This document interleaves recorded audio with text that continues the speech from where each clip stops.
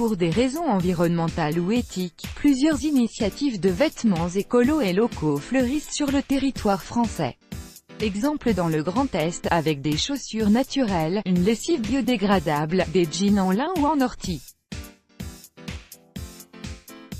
Made in China, sur nos vêtements, l'expression s'est depuis un moment banalisée. Nombreux sont nos habits à provenir de l'autre côté du continent eurasiatique. Du point de vue environnemental pourtant, ce commerce n'est pas sans poser de questions. Pour le transport, l'impact de la production du coton, et ses milliers de litres d'eau, sans parler des conditions de travail, de produits polluants utilisés sur le textile. La liste n'est pas exhaustive. Mais des solutions locales existent. Exemple dans le Grand Est.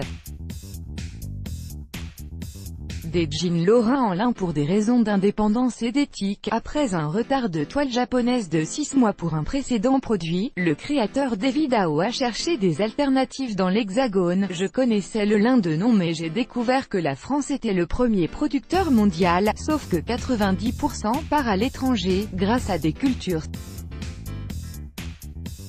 fabriquant 100 à 150 jeans par mois. Sa commercialisation du Dao Denim lin a pu débuter en avril.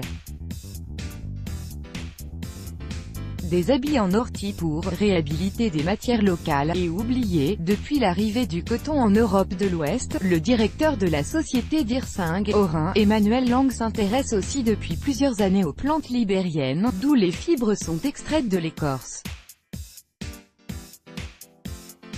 dont le lin, le chanvre, les orties. Et à des savoir-faire oubliés, forcément. Les branches des orties peuvent servir à fabriquer des vêtements comme des jeans Klimkin, Pixabay, Creative Commons. Avec environ 5 kg d'orties, aux branches défribées, venues d'Allemagne et d'une ONG népalaise, Christian Didier a trouvé des partenaires régionaux pour fabriquer un jean expérimental en ortie dès 2017. En attendant de régler des problèmes de rendement, une centaine déjà est en tout cas déjà en vente chez Matières Françaises à Colmar. En parallèle, l'entreprise alsacienne mène également des recherches pour le chanvre, plus porteur, ce même lin.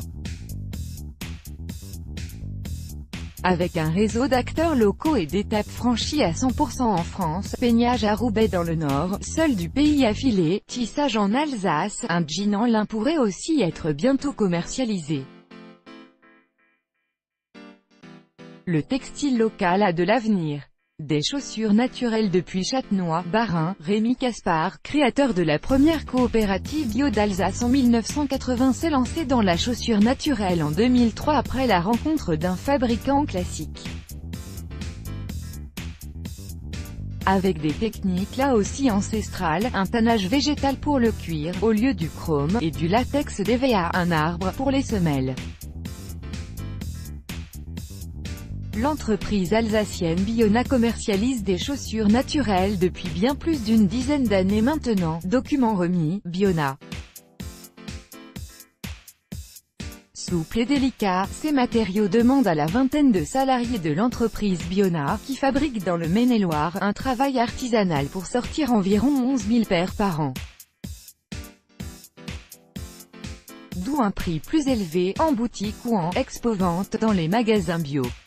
Mais ces chaussures naturelles ne sont pas polluantes. Une lessive biodégradable venue des Vosges, fabricant de linge de maison à Gérardmer, Vosges, Garnier Thiebaud est aussi décidé à s'intéresser à son empreinte environnementale.